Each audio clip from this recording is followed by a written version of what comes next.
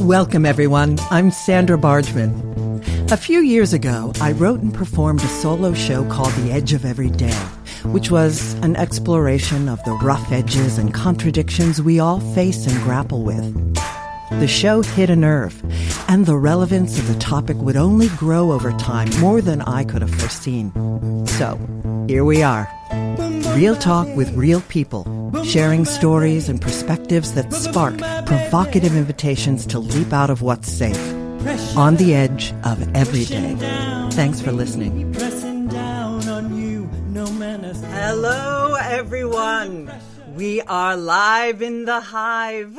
Thank you for joining me on this, the 5th episode of The Edge of Every Day, here on talkradio.nyc. For those of you who are tuning in for the first time, and for those of you who don't know me yet, I encourage you to check out my bio on talkradio.nyc, or, of course, you can visit my website, sandrabargman.com, or you can tune in to the replay of my debut episode, where I shared about the work that I do and the inspiration for this podcast.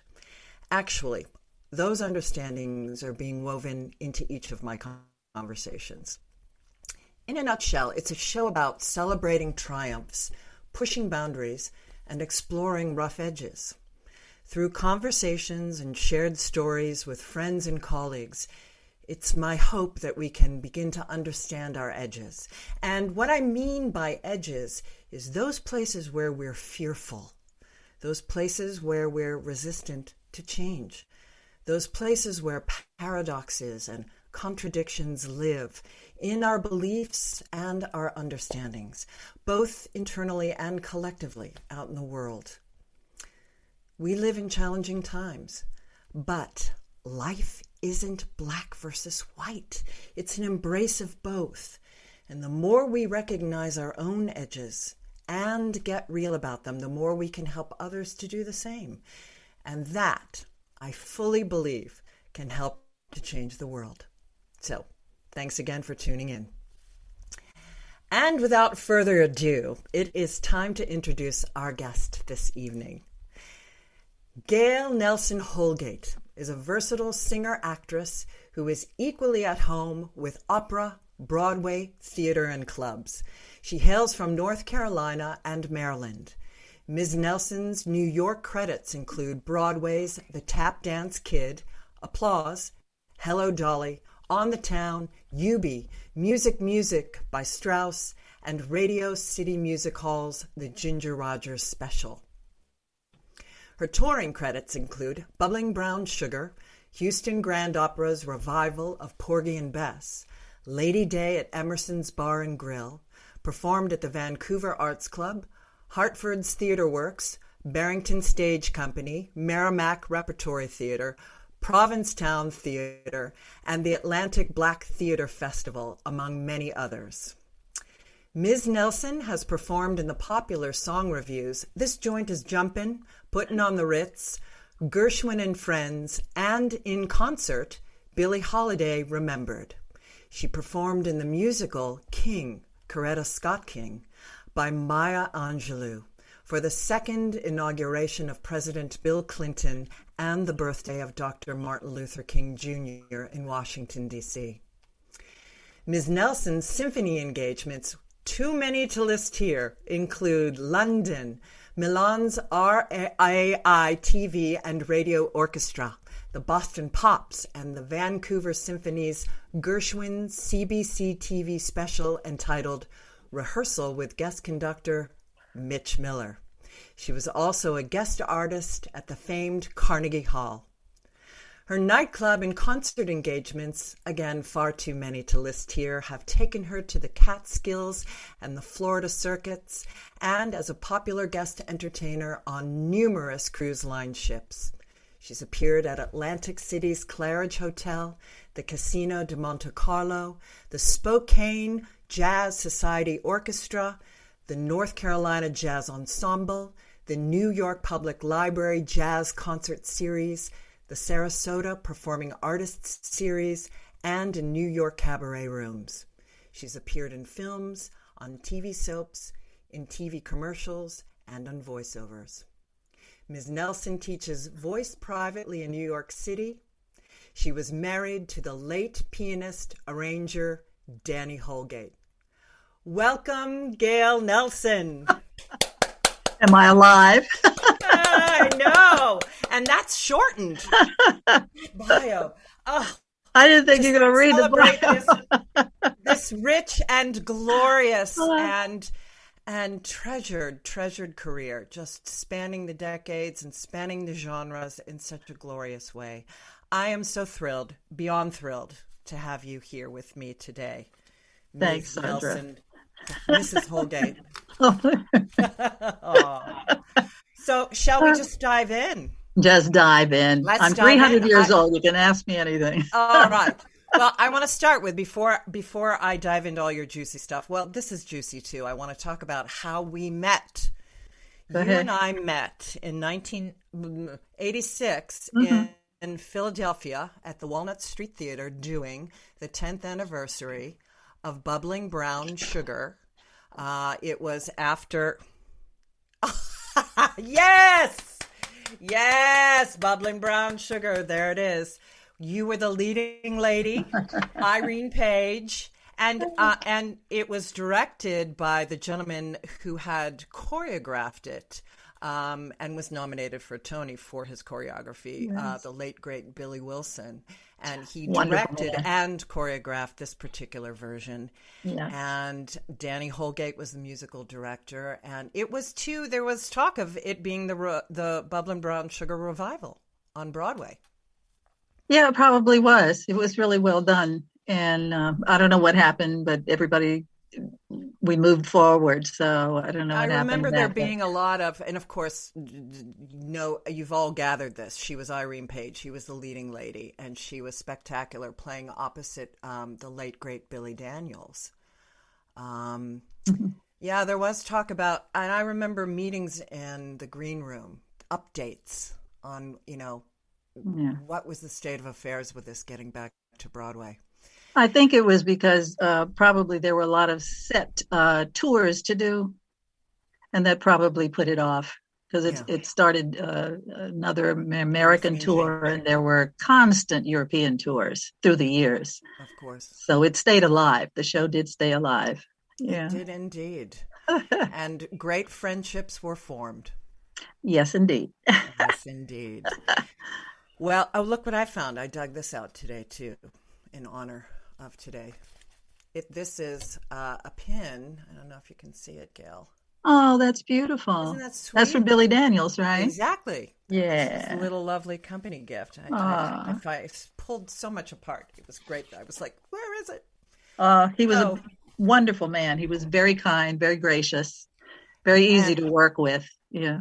And you played off so beautifully together. He was so jovial, and particularly with, the youngsters. Those of us who were fledglings. There he is. Look at you. How gorgeous. And there's Greta. Oh, beautiful. And here's the cast, if you can see the cast. You got to move it up just a hair. Is that good? Up a little bit. Oh, and there's Chip. Oh, I'm at the yeah. Yeah, lift it up. Lift it up. Lift it up. There. Oh, and Pam Isaacs. And here you are dancing. Oh, my. Yes, indeed. Dancing away. Well. Yes, that's great. Well, thank you. Thank you for You're digging welcome. that out, and I so can't wait I'll to send get a them copy to you. of that. Great. Yeah, of course. So let's get into your juicy life. Not that wasn't juicy. I want to talk about what your childhood was like. I know you had mentioned to me that you started taking piano lessons when you were young. What was your early childhood like? Did you know immediately that you wanted to be a musician and a performer? Did you just sing when you popped out of the womb? Sort of sang when I popped out of the womb. My mother always thought I'd be a singer. But my father was a minister and sociology professor at Maryland State College. And he had a tenor voice that was glorious in the early years. Later it went down to baritone. But my mother, nobody ever told my mother that she could sing. And one day I had come home from college and I was sitting at the piano in the other room and she was cooking in the kitchen. And I was doing scales. And all of a sudden I heard her go higher than I was going. I went like that and I went into the kitchen and said, Mom, was that you? She said, yes, dear. I said, come into the room and let's do a little vocalizing. She was a Lily Pons of her day. Wow. She was a coloratura and nobody ever knew. So there was music in my family, and of course, great support, obviously. Of course, they were wonderful. I remember having braces because I had a gap in my tooth, and my dad thought it was cute. And I said, Dad, if I'm going to sing professionally, I can't have a gap. And I have a gap. And so my first audition for a talent show was at Maryland State. And I had this taffeta dress on and glasses and bows in my two braids in the back. And I sang, I don't remember what I sang, but I won $50. And I found this picture of me standing up there looking like this. And that's the first time I had sung with glasses and the teeth and I just let it rip. But I do remember the first play, senior year, I was in Rebel Without a Cause, and that got my acting bug together. And our cast was wonderful. And I came from an all-black school, and I remember that the white school in Princess Anne, Maryland, our senior year, there were 4 of us high-marked seniors, and asked if we would go to their school to graduate, to do the last year. And we talked amongst ourselves and we decided we wanted to stay with our friends. We've been through friends since grade school. And I was going off to Oberlin, which is totally integrated college. So I didn't have to integrate Princess Anne at this point. And all the other ones went to college as well. So we stuck together and finished at Somerset Junior Senior High School, proud as we could be. Wow. That's amazing. Well, I have just been given the alert that we need to take a quick break. So we will pick it up with as you move through your childhood and college and come to New York and begin your illustrious career in New York when we come back. Okay. Are you a business owner? Do you want to be a business owner? Do you work with business owners? Hi, I'm Stephen Fry, your small and medium-sized business or SMB guy, and I'm the host of the new show, Always Friday. While I love to have fun on my show, we take those Friday feelings of freedom and clarity to discuss popular topics on the minds of SMBs today. Please join me and my various special guests on Friday at 11 a.m. on talkradio.nyc. Are you a conscious co-creator? Are you on a quest to raise your vibration and your consciousness? I'm Sam Leibowitz, your conscious consultant, and on my show, The Conscious Consultant Hour, Awakening Humanity, we will touch upon all these topics and more. Listen live at our new time on Thursdays at 12 noon Eastern Time. That's The Conscious Consultant Hour, Awakening Humanity, Thursdays, 12 noon on talkradio.nyc.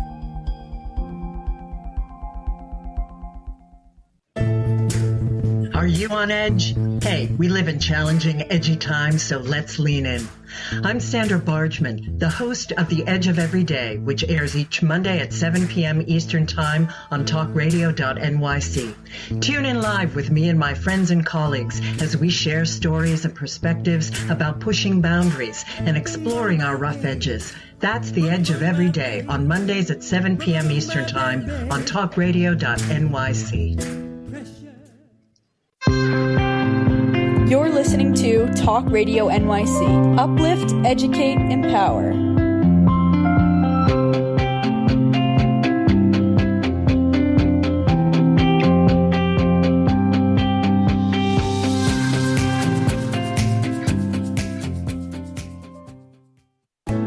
Chipping around, kick my brain to the ground. These are the days it never rained, but it pours on the edge of every day. And we are back with Gail Nelson-Holgate on the Edge of Every Day. And we're going to pick it up. You've gone to the wonderful Oberlin College. And you also got your master's. I've forgotten where. I did not write that At New down. England Conservatory in Boston. Yeah. Beautiful. So now you choose to move to New York City. Well, it's funny how I made the move. There was one other friend from college that graduated with me from NEC, and we auditioned for this choral group that Arthur Whittemore and Jack Lowe with Columbia Artist Management had been playing across the country. They decided that year that they would have a choral group instead. They didn't want to play. And so they went around to the music colleges around the East Coast, and they selected us too. Mm-hmm. And I had wondered, was I ready to go to New York, or did I want to stay in Boston? But Boston's a school city, and I had finished the schooling that I had wanted to take there. Good point, yeah. And I got the job, and so did Frank. And so we toured with this group, 26 singers with a small ensemble with a harp. And we did everything from classical to oratorio to theater to Beatles. Right. And it was a very versatile group. They were great pick. And of course, I was the only one of color. A lot of that happened in my life. I was always the only one. But it was a great group. We got along wonderfully. And I figured if we had 12 weeks on the road, if I could endure traveling in the day, performing at night, I could certainly make it to Broadway. So that was that. And lo and behold, she did.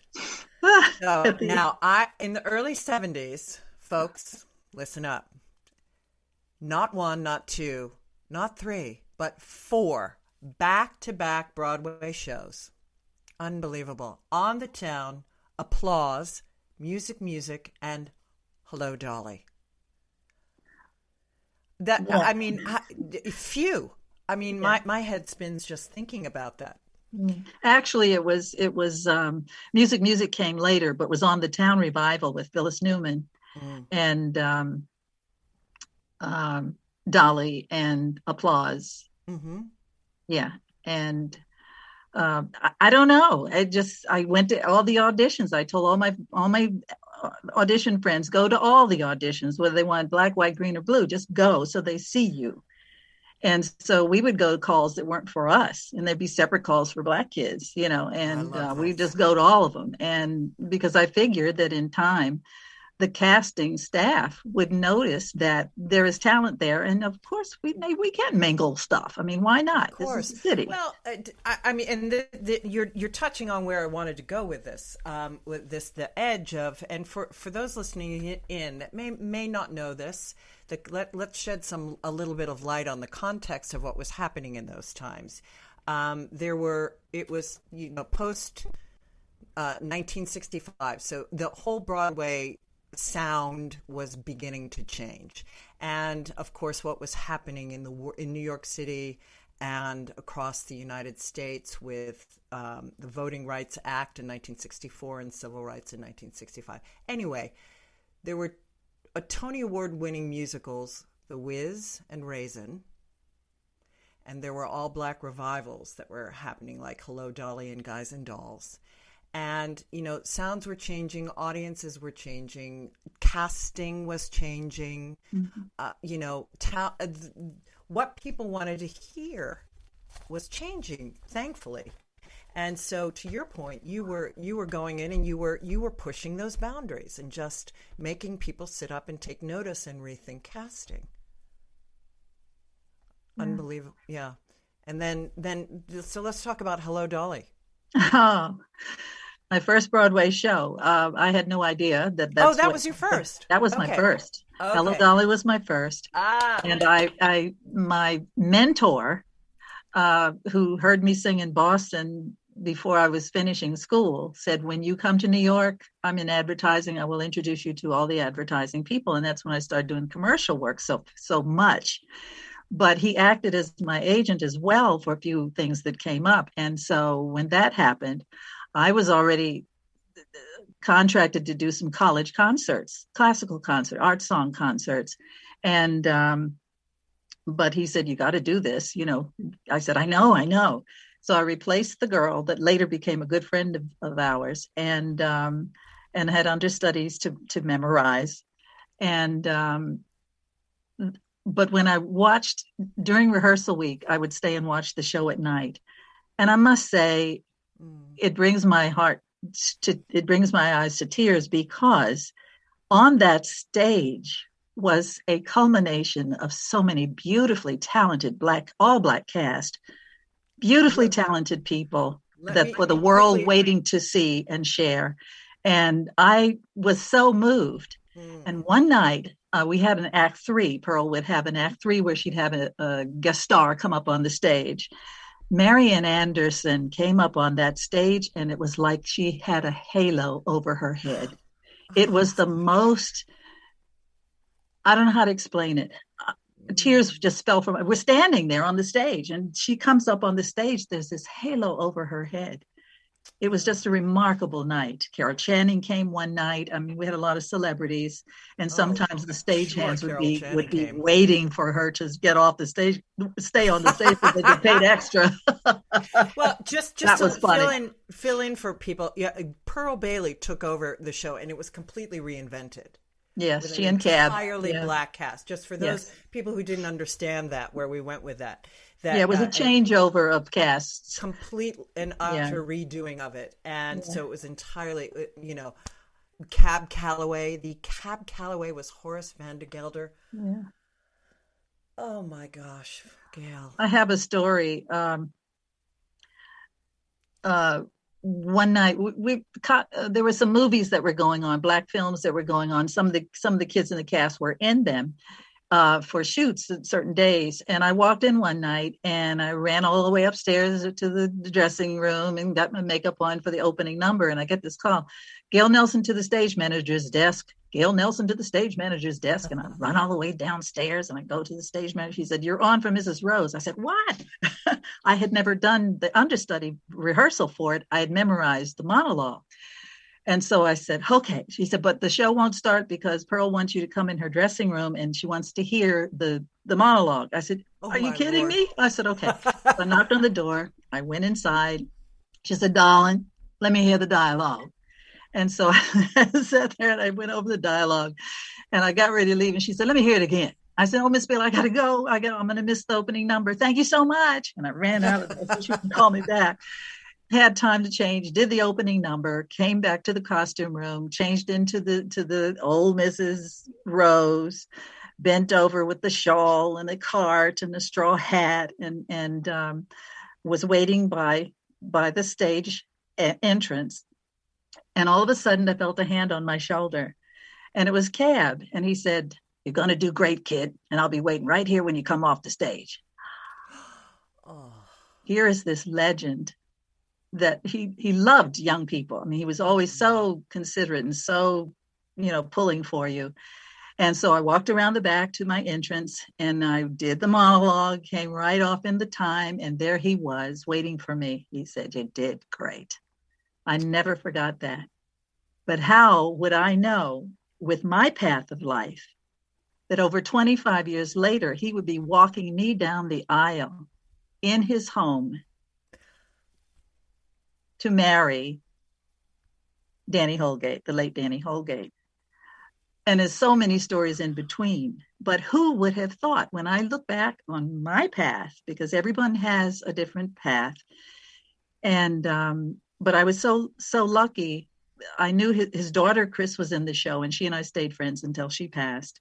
And in the interim, Danny had done her club act, her sister's club act, and everybody else's club act. And so Cap knew of Danny. So after the Cotton Club film and the Blues Brothers film resurged Cab's life in performing, he asked Danny to be his musical director, arranger. Wow. And off they went to all the jazz festivals and symphony concerts and whatnot, while I was going off with Mitch Miller for the symphony pops concerts everywhere.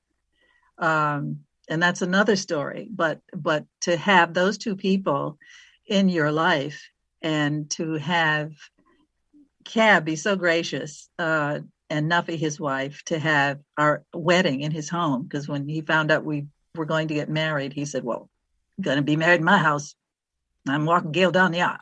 Oh. That's what he said. So that's a wonderful, wonderful time. It was just, they were two great people. And Mitch was there, and he would come to our parties and stuff like that. And I think the last symphony concert that Mitch and I did was probably in 1998. I was thinking we were through 2000, but I may be right. We were in Asheville for the summer festival, and it was packed, so many people. And I believe Brevard Music Festival, that was the last time we worked together, but he lived near us. And so he would call sometimes, say, let's go Chinese, because he loved Chinese food. And so we'd pick him up, we'd drive down Lower East Side to his favorite haunt, and we would laugh and talk, and he would order all this food, and we would end up taking bags of food back for the next day. And we went to visit him one day, and he had Chinese food. He said, stay for lunch. So we stayed for lunch. Oh, my goodness. But he almost lived to be 100 years old. And to us, he was just a wonderful person. Yeah. And I learned so much from him as a conductor working with the symphonies. And Cab, I think, thought Danny as a son he never had, because he had 5 beautiful daughters and grandkids and everything. And they loved to dress up. And every time they would be out on the road, Cab would call Danny, let's go to dinner, meet you at the bar. And they'd come out down to the hotel bar, all tie and suit, ready to go out on the town. They were something else. That's another funny story. Oh, my goodness. Well, and I know we could just go on and on and on, but for the sake of our time, which I would love, and you and I will do another time, I'll have you on again and we'll hear more. Okay. But for the sake of those listening in right now, I do also want to touch on Tap Dance Kid, because this is such an extraordinary experience. And so please share, that experience. And did we just get a 2-minute? We just got a 2-minute. We're going to have to do it after. We're going to have to jump into Tap Dance Kid when we come back. Okay. All right. Howdy, I am Joseph Franklin McElroy, host of the new podcast, Gateway to the Smokies. It airs on talkradio.nyc every Tuesday night from 6 p.m. to 7. Every episode is dedicated to memorable experiences in the Great Smoky Mountains National Park and surrounding areas. This show features experts and locals who will expound upon the richness of culture, history, and adventure that awaits you in the Smokies. Tune in every Tuesday from 6 p.m. to 7 on talkradio.nyc. Are you passionate about the conversation around racism? Hi, I'm Reverend Dr. TLC, host of the Dismantle Racism Show, which airs every Thursday at 11 a.m. Eastern on talkradio.nyc. Join me and my amazing guests as we discuss ways to uncover, dismantle, and eradicate racism. That's Thursdays at 11 o'clock a.m. on talkradio.nyc. Are you a small business trying to navigate the COVID-19 related employment laws? Hello, I'm Eric Sauver, employment law, business law attorney, and host of the new radio show, Employment Law Today. On my show, we'll have guests to discuss the common employment law challenges business owners are facing during these trying times. Tune in on Tuesday evenings from 5 p.m. to 6 p.m. Eastern Time on talkradio.nyc. You're listening to Talk Radio NYC at www.talkradio.nyc. Now broadcasting 24 hours a day.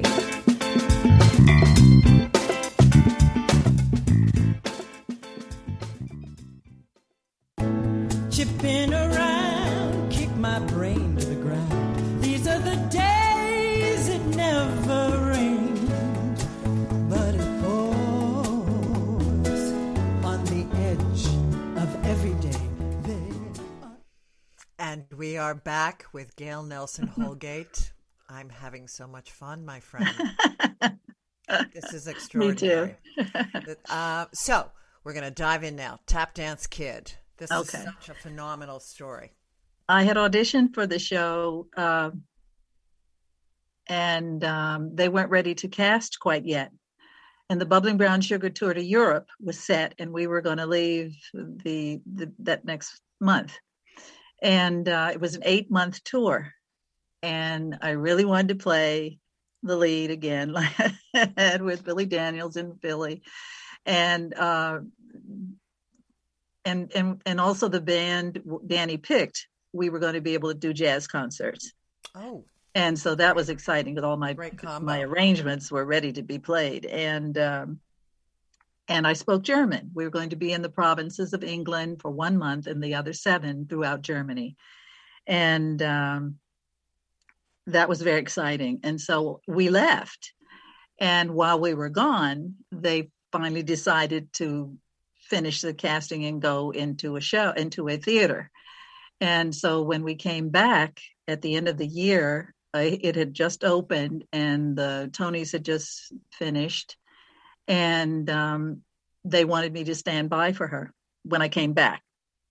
And so I had 2 weeks of rehearsal and I was ready to go. And there was some tapping in there. I wish there had been more. If it had turned out the other way, I probably would have had more dance with my brother and my father in the show, Hinton. And so I was going to meet Hattie, and her husband had done the music for the show, Harold Wheeler, and he and Danny had been colleagues through the years. But Hattie and I had never had an opportunity to get together, and we weren't in the same theater circle. And I was traveling so much, and she was pretty much based there. And so we decided we would meet for dinner one Saturday in between shows. And my apartment was only 2 blocks away, so I didn't have to stay there. As standby in my contract, I could be anywhere that was a 10-minute ride to the theater.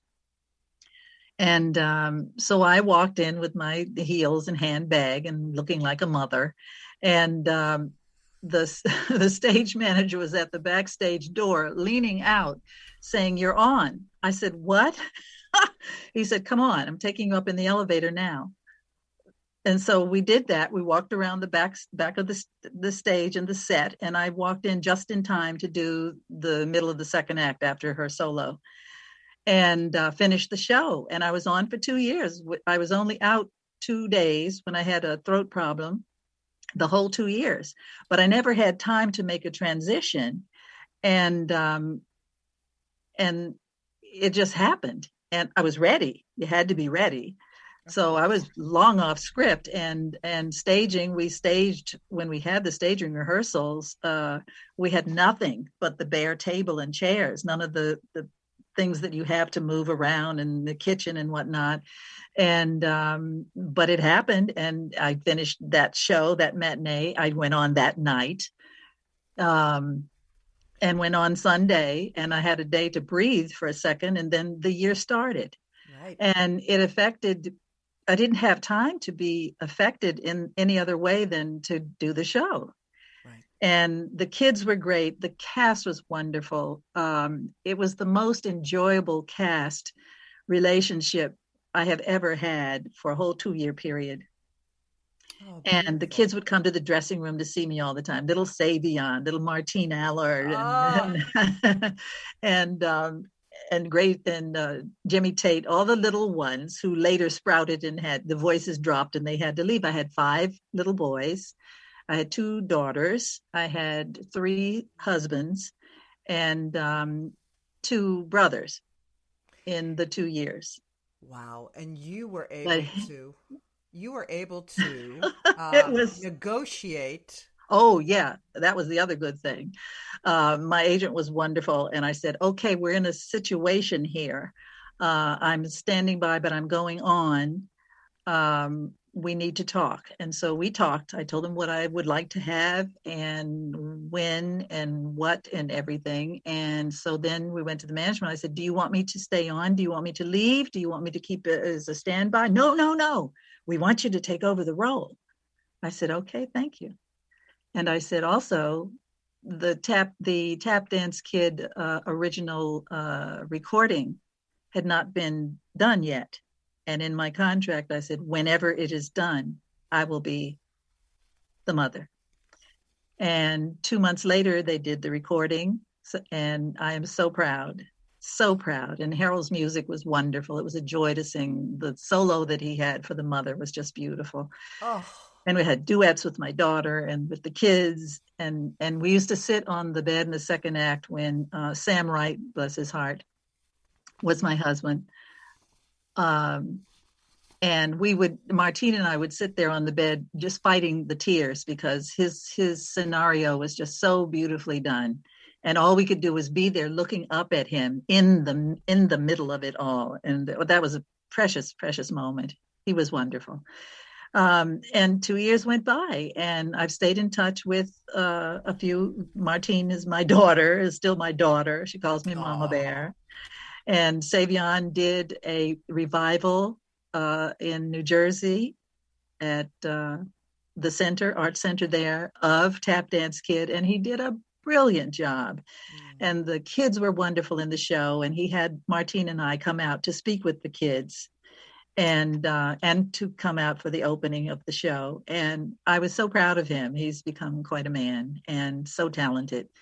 But it was just a joy to pass the time and to see how life had grown for so many people and how their lives had moved forward and upward. And it's the passion. You have to have the passion in this business to stay.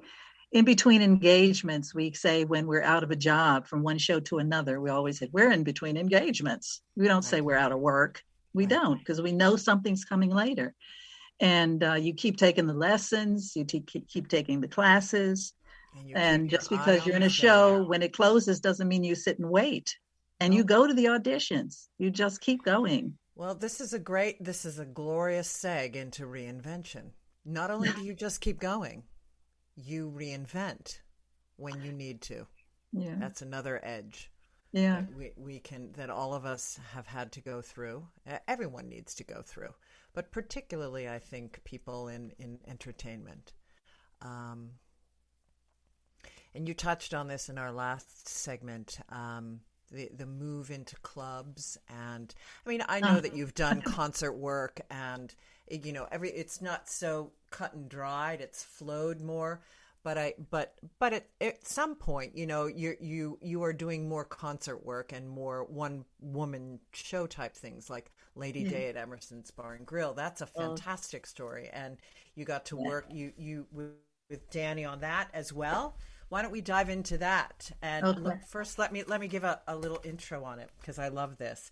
So in 1995, Gail Nelson was the first person to perform at a brand new theater company, the Barrington Stage Company. Gail was the first person to perform with that. And she did Billie Holiday, Lady Day at Emerson's Bar and Grill, a solo musical play about Billie Holiday's final days. And she did that with her husband, Danny Holgate. So tell the story about that. Now, you were friends with Julianne Boyd through Julie Eubie? had done Eubie with right. Danny. She was and Billy. And she had the concept of it with Danny, yes.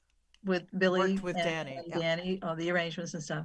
So we had known her, and her husband was a dentist. We used to go to his office, but that's perfect. But on the classical side, actually, the first time Lady Day was done after New York was at Hartford's Theater Works with Rob Ruggiero, yes, as the director, and he's now the artistic everything there. He's marvelous. Yes. And he called Lainey Robertson, who had written the show, and asked before he did an open call if there was somebody that Lainey would suggest. And Lainey said, well, what Danny did the original show, he did the music, played Jimmy Powers, and his wife is a singer, actor, maybe you can get the two of them to work together. And so he called us, and Danny looked at me and said, you can't play Billy. I said, Danny, I'm an actor. He said, you can't cut. You can't cut. That cuts. Oh my God, there's an edge. I said, I'm a preacher's daughter. I'm a preacher's daughter, but I can act. I can do it. I took his neck. I said, you're going to let me do it. And he said, okay. And so we really opened first at Hartford's Theater Works, and we went back a second time. It was just incredible there, the response. And Rob was so happy that they were able to add to the theater and upgrade and everything. And we went back, and Julie had seen the show. And so that's why she wanted us to open her first Theatre with Lady Day. And Tom and I saw it. My husband and I drove and saw it in Massachusetts. Yeah. And you were absolutely spectacular, both of you. Thank you. Paul Brown was the bass player for a lot of our gigs in Connecticut, but the long-standing bassist was David Jackson. He's also left us, but he was incredible. He went with us everywhere. He did all our jazz concerts and stuff as well, outside of Lady Day. But I had to mention that because they both were marvelous, and we had such a joy, such a knit group, the three of us. And anytime we had a date, they were both willing to go, and they were ready. And I knew every community dog wherever I played, because they would loan one to us, and I would bond with the dog in my lap, either going over the lyrics or putting on makeup, and they'd be looking like that. And the second half of the show, I would come out with the dog. But the first place we were at this, I don't know what it was. We're the first place we worked for Julie, and there was a big dog, and I couldn't lift it. I tried to lift it, which was funny in the show. And I said, "Oh, darling, you're too heavy now." And I put it down, just had the leash. But most of the dogs I could carry. And I have a picture of every dog that we worked with in our backstage pictures. I don't know why I did that, but they were so funny. And some of them were really wonderful little actors. And even had Danny and David or Paul holding the dogs, petting them after the show or in the intermission and whatnot. It grew on us so much. The fourth actor. I love it. But we went everywhere, which was quite wonderful. They were trying to get it into New York, but the producers wanted a big name to do it, so it never really came back. But However, on the road, every regional theater all across the country has had a Lady Day at Emerson's Bar and Grill with quite a few wonderfully talented ladies. Oh, totally. And didn't you do the first recording of it? Yes, they didn't get to do a recording of it in New York. And so we went to the studio, and we have the original cast album. And my box is here, at the office. And there were some on, what's the... Amazon. Was it Amazon? One of the ones that... CD Baby? One of the places where you buy CDs and stuff. I forget now. And I remember somebody saying, "I got the last one," but then I don't know what happened. And I don't think there are any on there. I'll have to see if anybody wants one, but we still have a lot of them. I want one. And on that note, we are going to take a break. And when we come back, we're going to hear about some beloved projects that seemed a little bit off the beaten track for Gail. Okay. We come back. Join us every Tuesday at 4 p.m. Eastern for The Mind Behind Leadership, where we focus on what leadership really means to us and to others. We have practical discussions with the CEOs of some of the world's largest companies, owners of small businesses, and experts in psychology and behavior to get that inside track, what to do, what to avoid, and what really happens. Join me, Graham Dobbin, at the new time, 4 p.m. every Tuesday for The Mind Behind Leadership, here live on talkradio.nyc.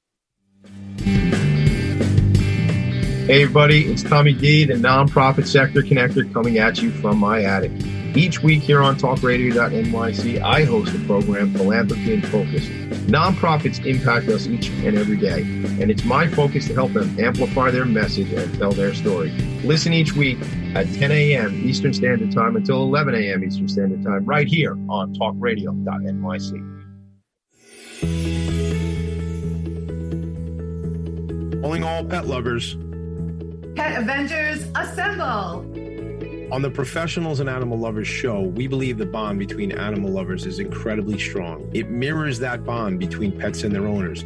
Through this program, we come together to learn, educate, and advocate. Join us live every Wednesday at 2 p.m. at talkradio.nyc. You're listening to Talk Radio NYC at www.talkradio.nyc. Now broadcasting 24 hours a day.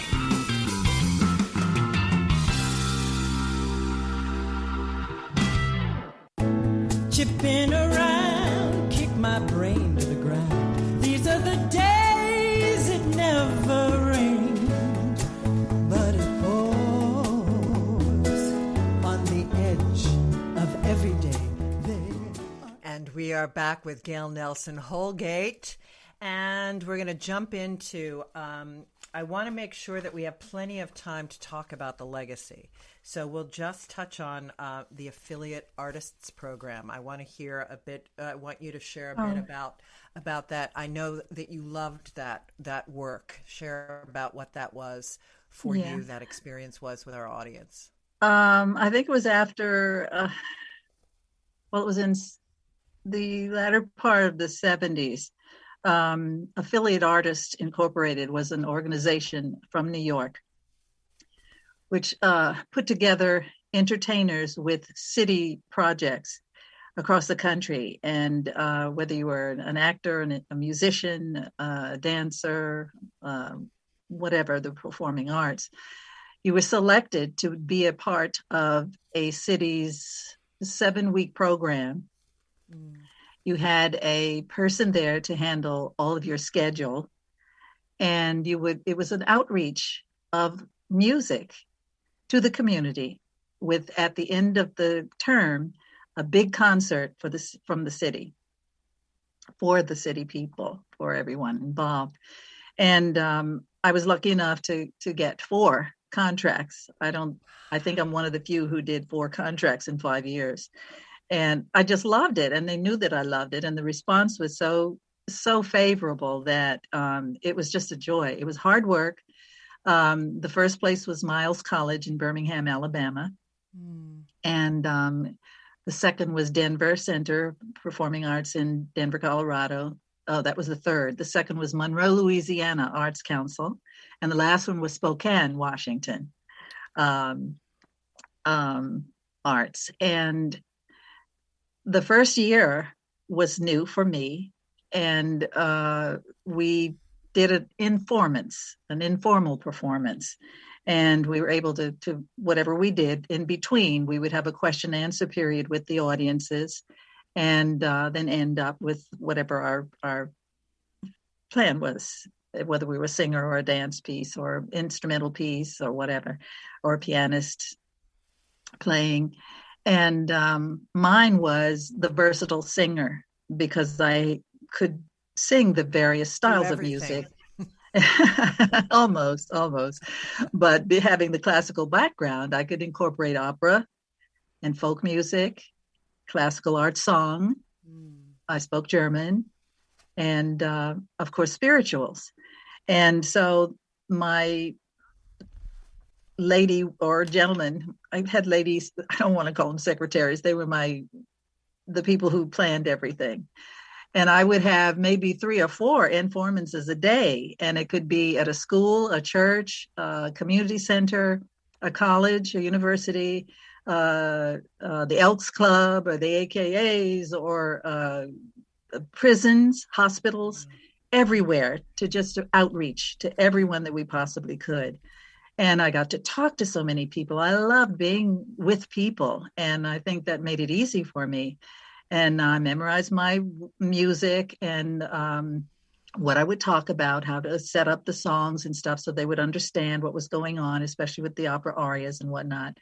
And I tell stories about how it was as being a performer and growing up into the business and dealing with the things that happened in our life in the business, and some personal things as well. But it makes everybody feel so comfortable because you're sharing you.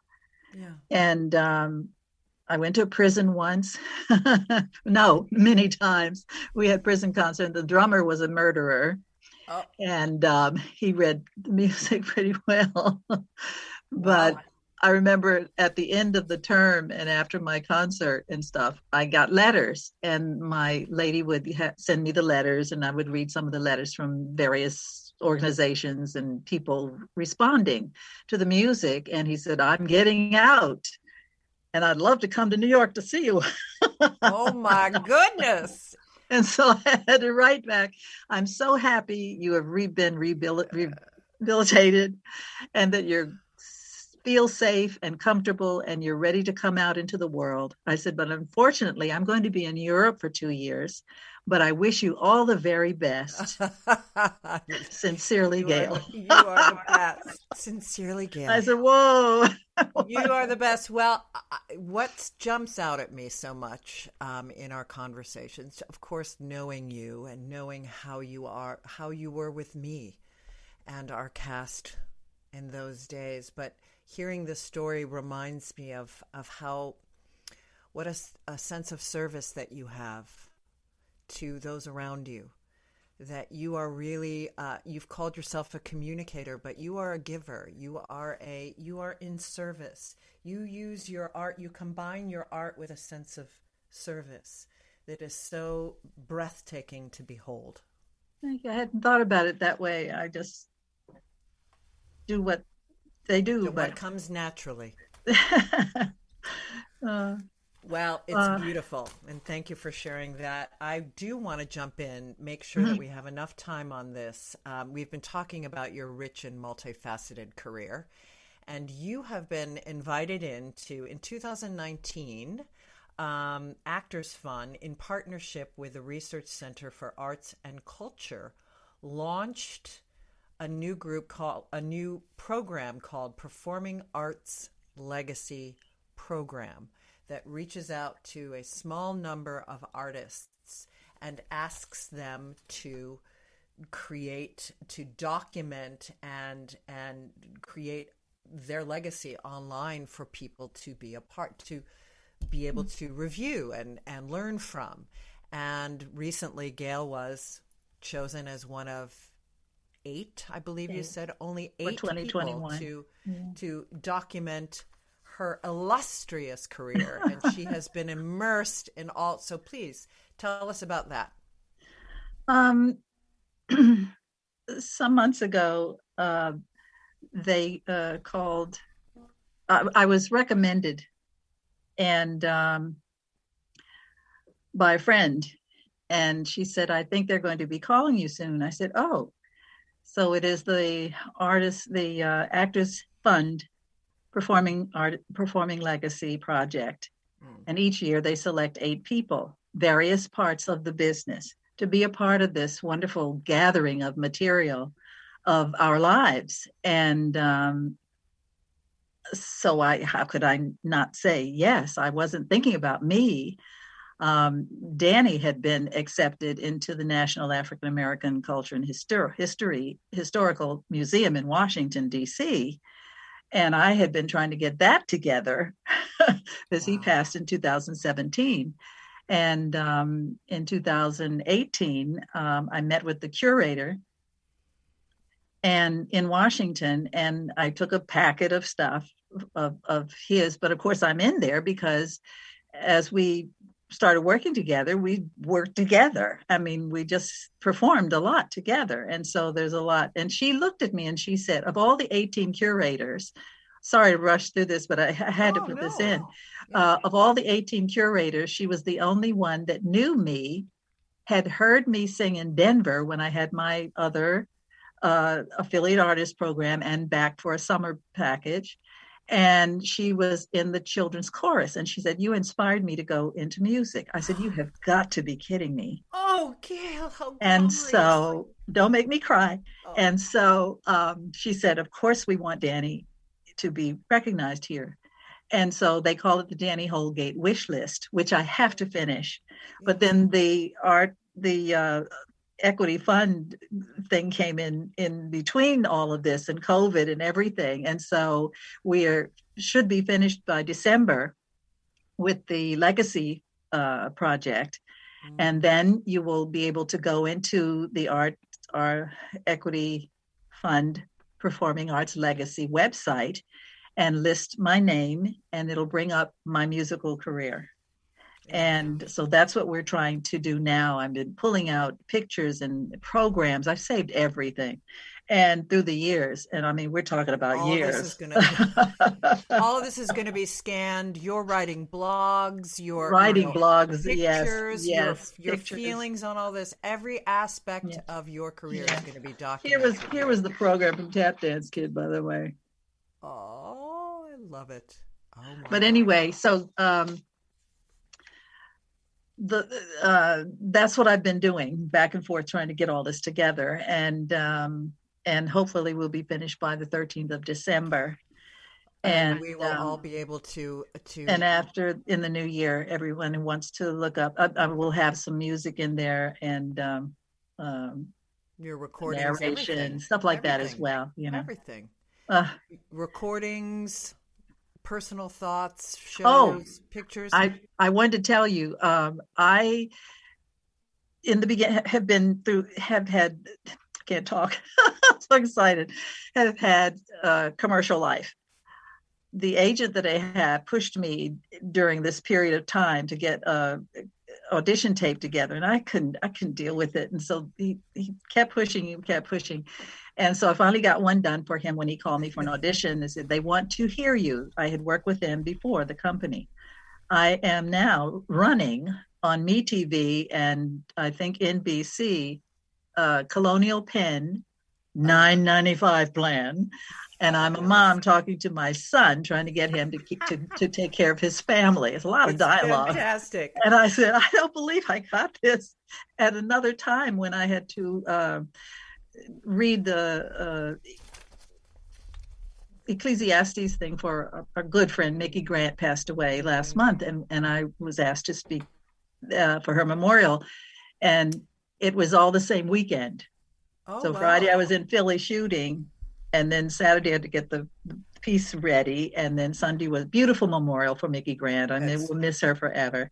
And she and Danny were very close friends. So I love it. Yeah, I'm going to have to interrupt you because we're at the end, and I want to get in already. Yes, and I want to make sure that we get our closing in. So the website that you can catch all of Gail's legacy is the performingartslegacy.org. And you can find me at sandrabargeman.com. You can purchase this Gail CD at CD Baby. I've actually seen it on Amazon.com as well. Oh, you have to tell me so I'll know where to see them. And remember, everyone, you are always at the edge of the miraculous. I want to thank you, Gail Nelson, from the bottom of my heart for being on my show. I adore you. Your talent is immense, and thank you for sharing it with all of our audience this evening. My pleasure. My pleasure. Till next time, everyone, take good care. This is our last dance. This is our last dance. This is ourselves under pressure. Under pressure. Under pressure.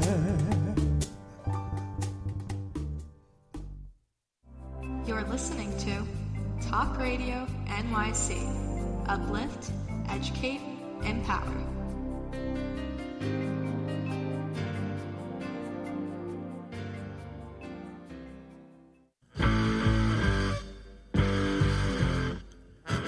Do you run or are ready to open your own business? Hi, I'm Jeremiah Fox. I've been operating and opening small business for the last 25 years, and I'm the host of the new show, The Entrepreneurial Web. Tune in every Friday at noon Eastern Time for insights and stories on the nuances of running small business right here on Fridays at noon, talkradio.nyc.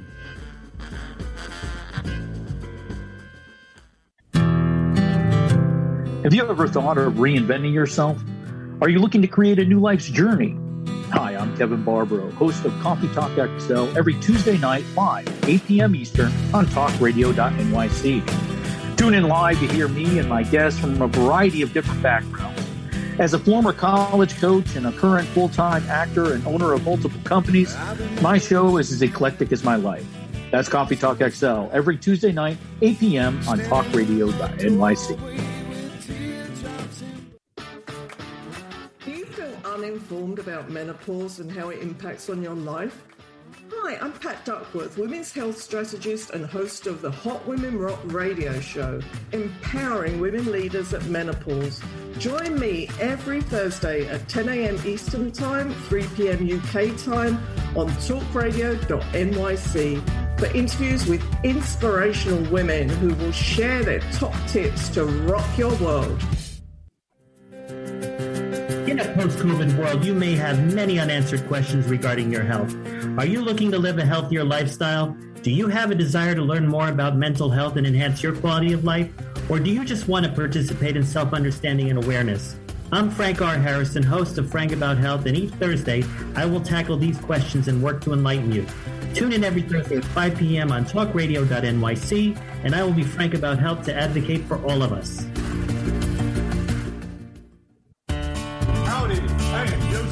Franklin McElroy, host of the new podcast, Gateway to the Smokies. It airs on talkradio.nyc every Tuesday night from 6 p.m. to 7. Every episode is dedicated to memorable experiences in the Great Smoky Mountains National Park and surrounding areas. This show features experts and locals who will expound upon the richness of culture, history, and adventure that awaits you in the Smokies. Tune in every Tuesday from 6 p.m. to 7 on talkradio.nyc. You're listening to Talk Radio NYC. Uplift, educate, empower.